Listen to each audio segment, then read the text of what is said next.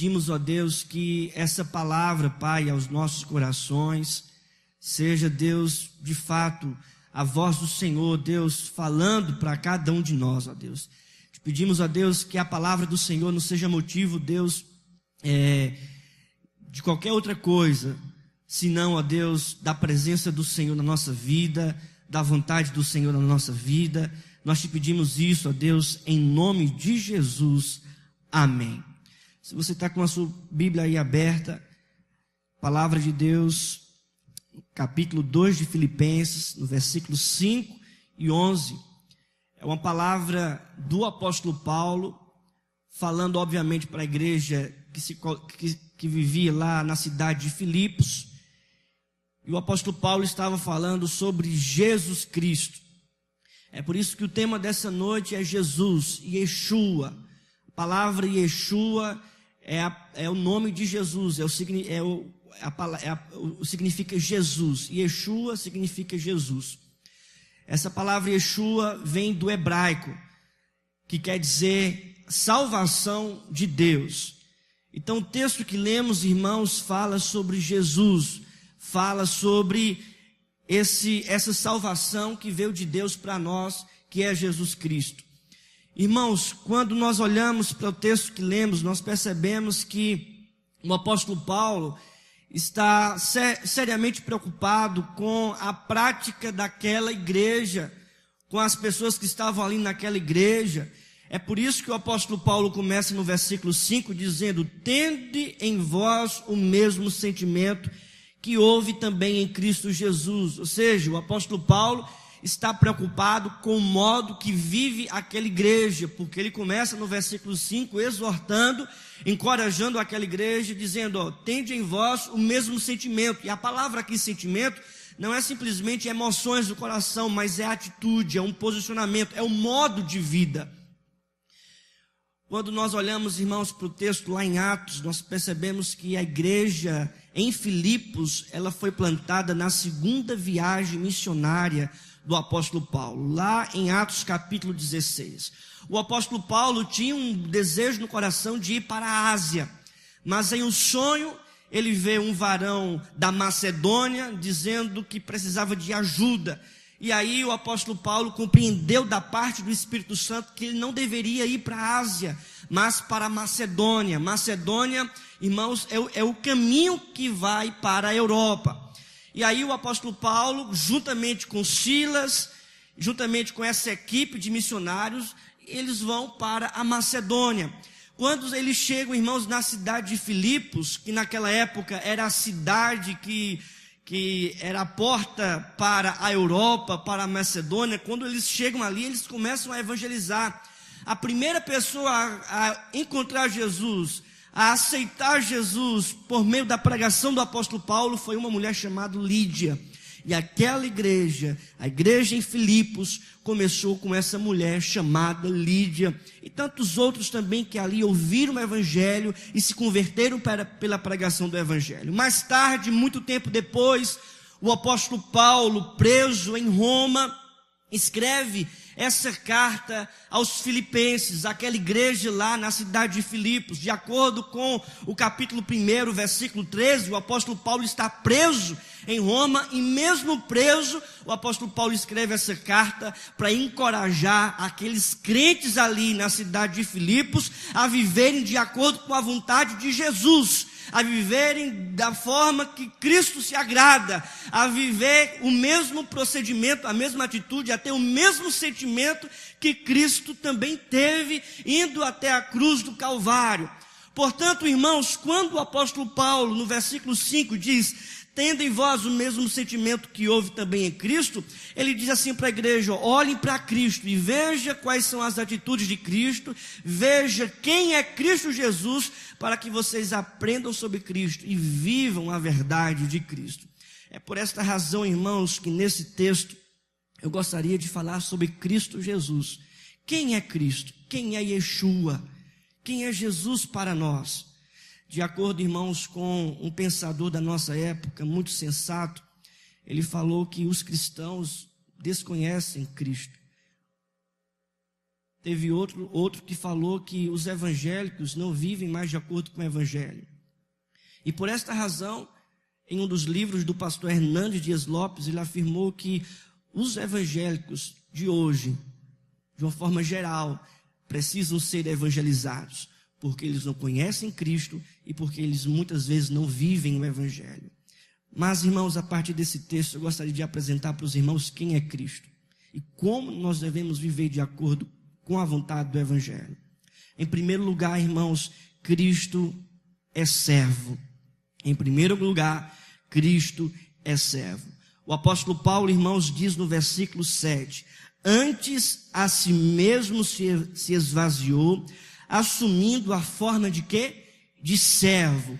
O apóstolo Paulo, irmãos, em primeiro lugar, apresenta Cristo que foi servo. No versículo de número 6, ele diz, pois ele, subsistindo em forma de Deus, não julgou como usurpação o ser igual a Deus. Antes a si mesmo se esvaziou, assumindo a forma de servo. Em primeiro lugar, o apóstolo Paulo apresenta Jesus como aquele que foi servo. Que tipo de servo é esse, irmãos? A palavra usada pelo apóstolo Paulo é doulos, que no grego a palavra doulos aqui, servo, literalmente quer dizer escravo. Em outras palavras, o apóstolo Paulo estava dizendo para aquela igreja que Cristo Jesus foi escravo, foi servo.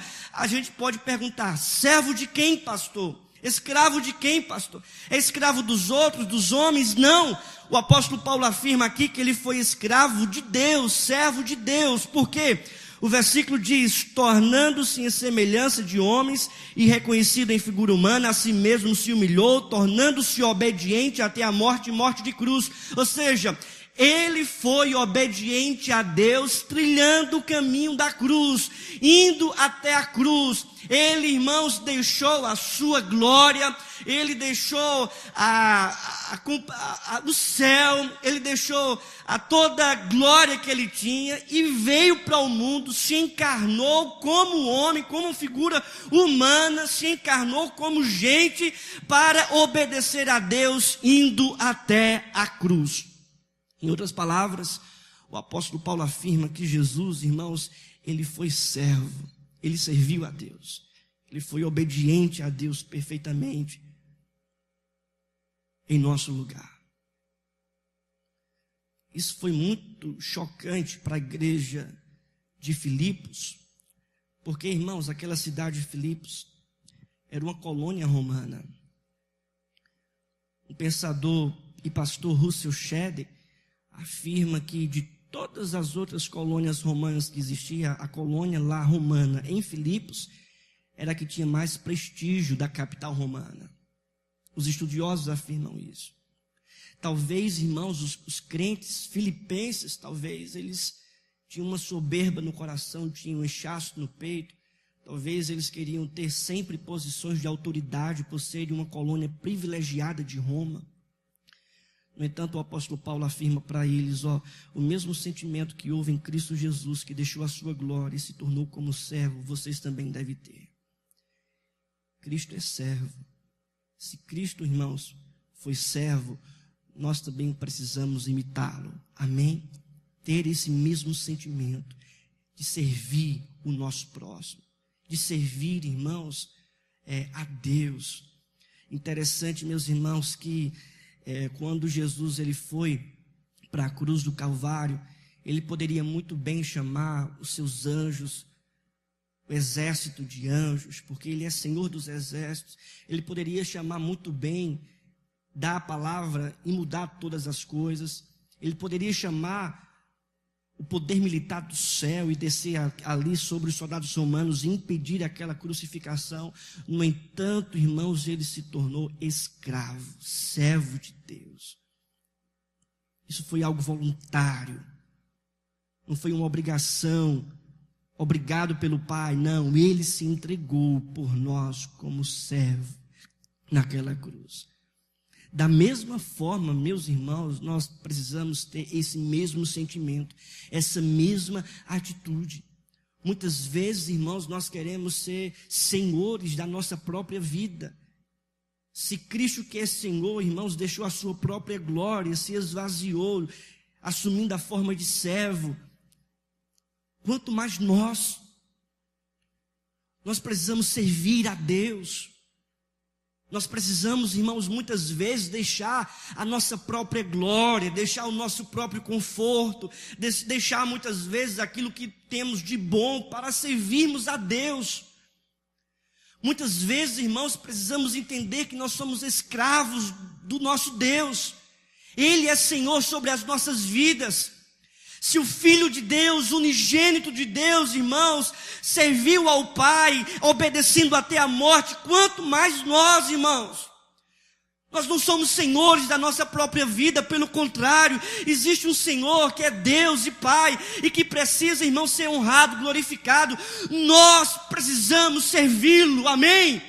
Nós precisamos, irmãos, entregar a Ele honra, glória. Não é a nossa própria vontade que deve reinar, não é a nossa própria paixão que deve reinar, pelo contrário, o que deve reinar é a vontade de Deus. Se Cristo Jesus, irmãos, deixou a sua glória para obedecer e viver a vontade do Pai, nós precisamos também, irmãos, como servos, viver a vontade de Deus.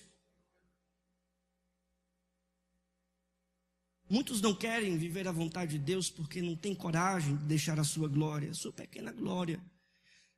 Talvez o título, talvez um emprego, talvez os relacionamentos populares que você tem no trabalho, na faculdade, na escola. Talvez a sua zona de conforto. Talvez essas coisas que te deixam muito confortável. Talvez você não tenha coragem para deixar essas coisas, para renegar essas coisas e servir ao Senhor Jesus. A mensagem do apóstolo Paulo é: vocês devem ter o mesmo sentimento que Cristo teve. Devem deixar a glória e servi-lo. Amém? Segundo lugar, meus irmãos, Cristo é servo, Cristo é Salvador. A palavra de Deus diz no versículo de número 8: a si mesmo se humilhou, tornando-se obediente até a morte, e morte de cruz.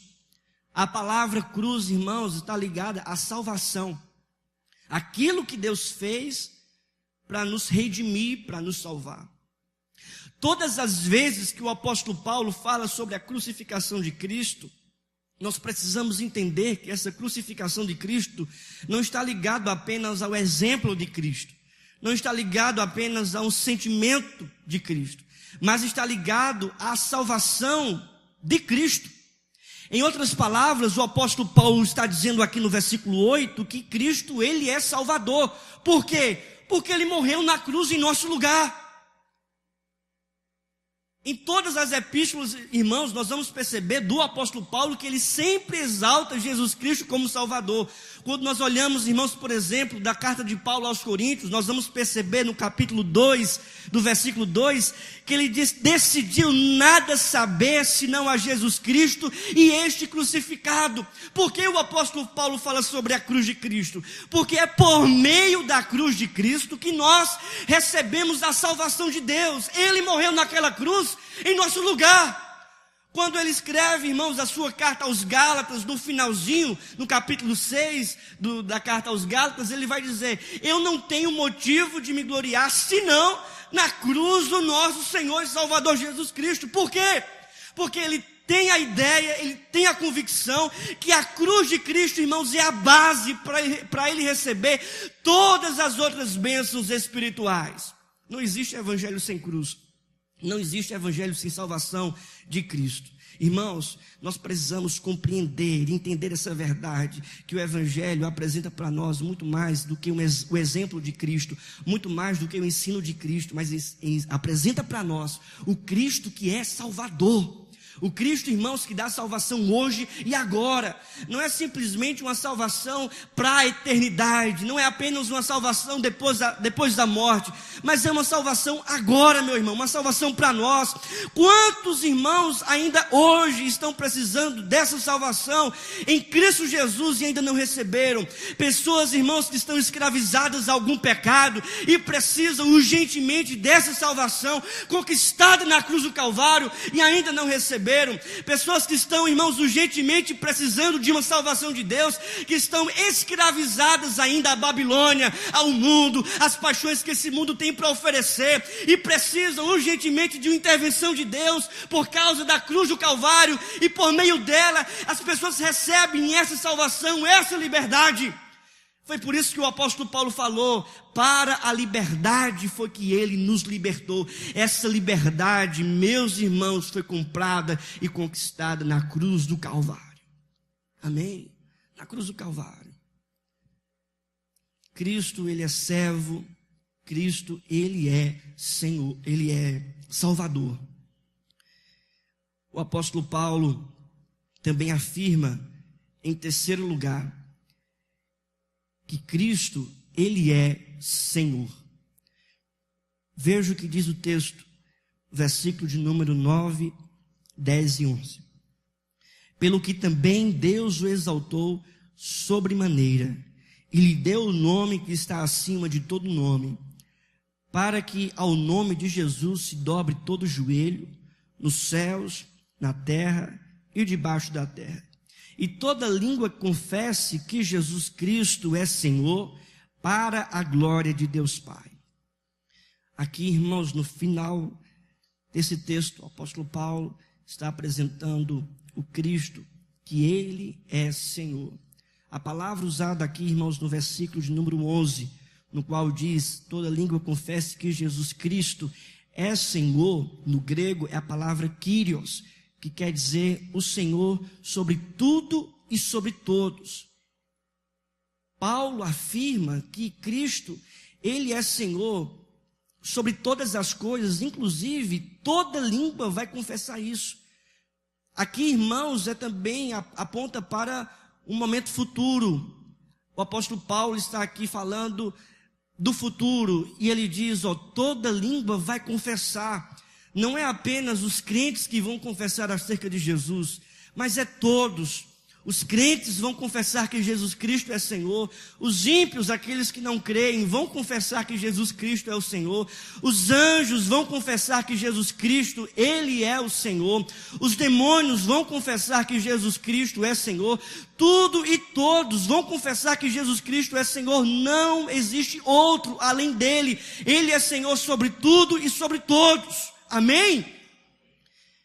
O apóstolo Paulo afirma, irmãos, no versículo número 9, pelo que também Deus o exaltou sobremaneira.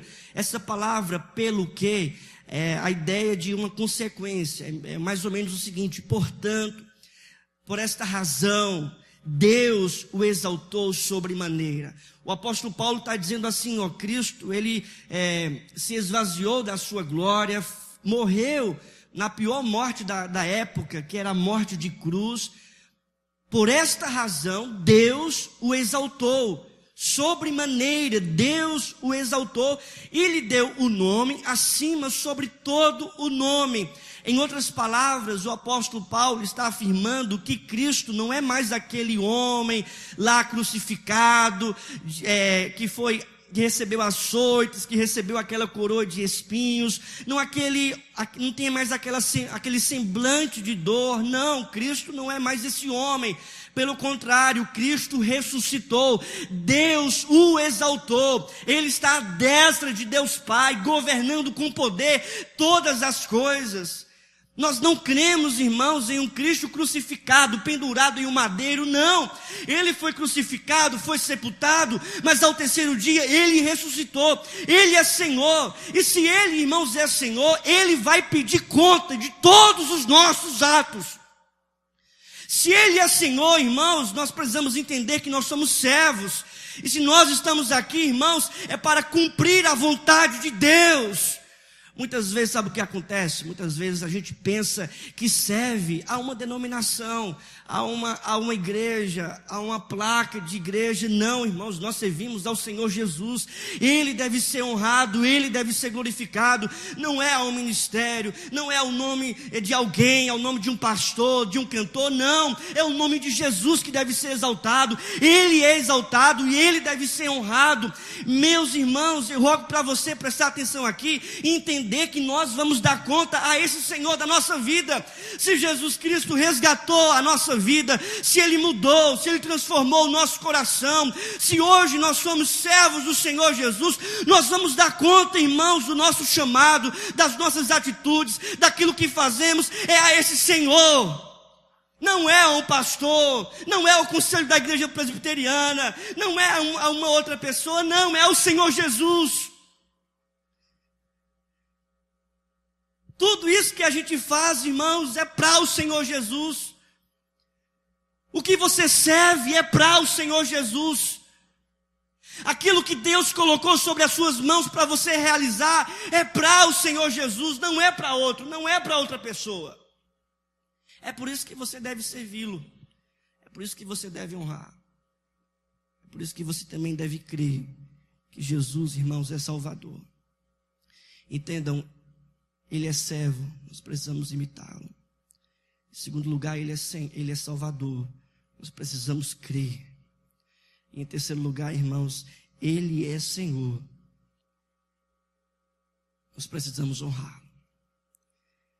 A palavra de Deus diz em Atos capítulo 2, versículo 36. Esteja absolutamente certa, pois toda a casa de Israel, de que este Jesus que vós crucificastes, Deus o fez Senhor e Cristo. Deus o fez Senhor e Cristo. E toda língua confesse que Jesus Cristo é Senhor, para a glória de Deus Pai. Sabe o que isso significa? Isso significa que você serve é para esse Senhor. Isso significa que você vai ter um encontro futuramente com esse Senhor. E o que é que você vai escutar desse Senhor? Você que é servo, o que é que você acha que vai escutar? Será que você vai escutar serva boa e fiel? Fizesse a obra perfeitamente. Será que você vai escutar essas palavras? Será que você vai escutar do teu Senhor? E você teve o mesmo sentimento que teve Cristo, que deixou a sua glória para servi-lo? É esse Senhor. Esse é o nosso Senhor. Não existe outro. Amém? Eu me lembro que quando eu estava na 5ª Igreja Presbiteriana, e eu era aspirante ao ministério, eu fui chamado pelo conselho para eles me ouvirem e fazerem algumas perguntas para mim. E eu me lembro que quando, naquela reunião, naquela noite, quando eu estava lá, teve um dos presbíteros que falou comigo e ele fez uma pergunta para mim. Ele disse: Otávio, Deus te chamou para ser pastor, não é isso? Mas pastor de que igreja? É pastor da presbiteriana, da batista, da congregacional? Fez essa pergunta para mim. Um presbítero da igreja presbiteriana perguntando a um seminário, um aspirante ao ministério ainda naquela época, presbiteriano, para ir para o seminário presbiteriano do norte. Qual seria a resposta que eu ia dar para ele? Eu disse para ele, obviamente assim, rápido: não, presbítero, pastor da igreja presbiteriana. E aí ele respondeu o seguinte: Otávio, primeiramente Deus te chama a ser pastor da igreja de Cristo.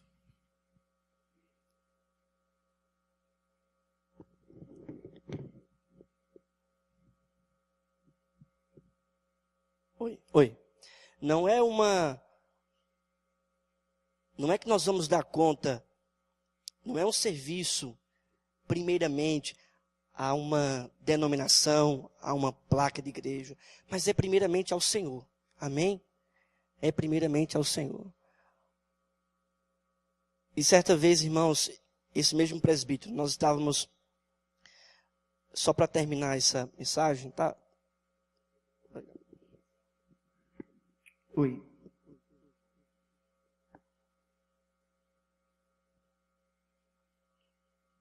Só para concluir essa mensagem, esse mesmo presbítero, irmãos, recentemente ele teve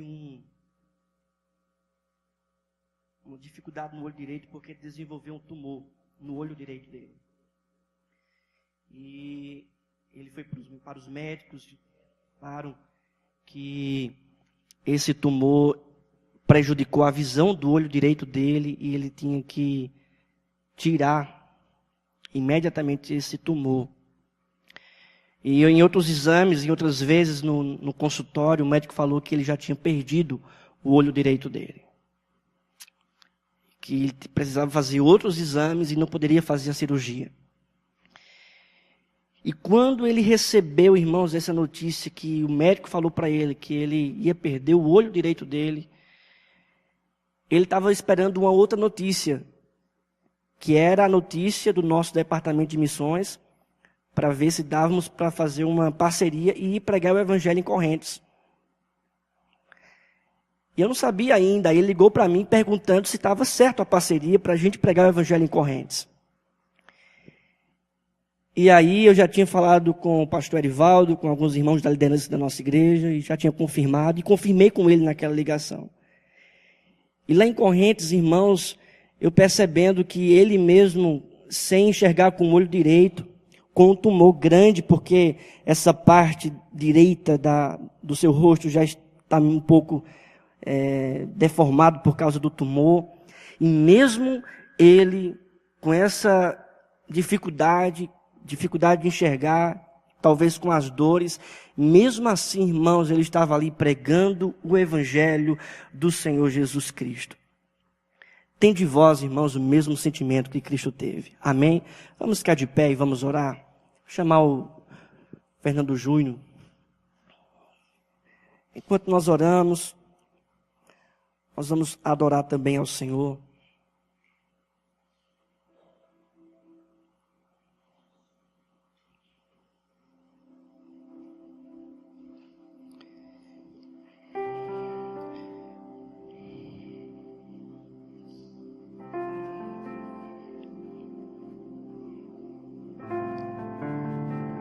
Fecha teus olhos. Cristo, ele foi servo. Cristo, ele é Senhor. E Cristo também, ele é Salvador. Que essa palavra possa tocar o seu coração, que você possa viver de acordo com a vontade de Cristo. Eu sei que tem muitos aqui que receberam essa palavra, vinda da parte de Deus. Como também sei, como em todos os lugares também tem, de que outros que escutam e apenas entra por um ouvido e sai por outro. Mas o meu desejo, irmãos, o meu desejo não é que você escute a mensagem do pastor Otávio. O meu desejo é apenas ser servo do Senhor, é apenas servir o Senhor. Apenas ser servo do Senhor Jesus Cristo. Senhor Deus, nós oramos, Pai, nessa noite. E nós te pedimos, ó Deus, que em nome de Jesus, o Senhor Deus encha, Pai, o nosso coração de graça, de amor. Que o Senhor Deus transforme, Pai, tudo aquilo que precisa ser transformado em nós. Que possamos, ó Deus, servir a Ti, ó Deus. Possamos crer, ó Deus, que o Senhor é o nosso Salvador e que não há outro além de Ti, meu Deus. Ó Pai, nós oramos em nome de Jesus. Amém. Amém. Em Ti posso confiar, Tua mão sobre mim está. Meu Deus é fiel, não vai me abandonar. Se o mar quiser me afogar, Tua mão me faz respirar. Meu Deus é fiel. diga. Só Ele tem. Em meio a lágrimas, tens o melhor pra mim. Ele é na hora da aflição, meu socorro, Deus fiel.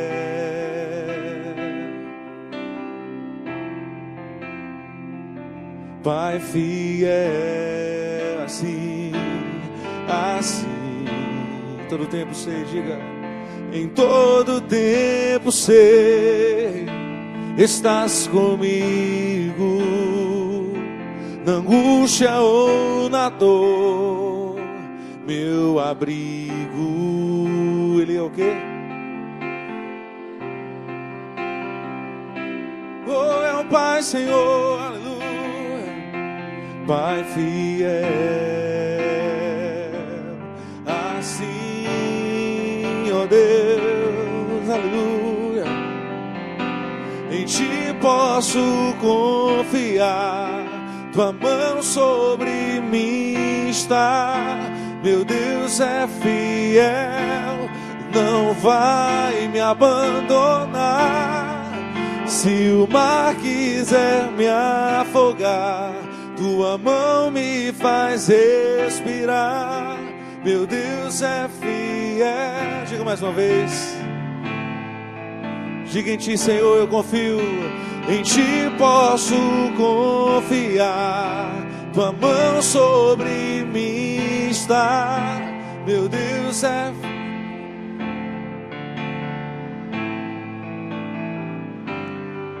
Se o mar quiser me afogar, Tua mão me faz respirar. Meu Deus é fiel, não vai. Aleluia, obrigado, Jesus. Amém.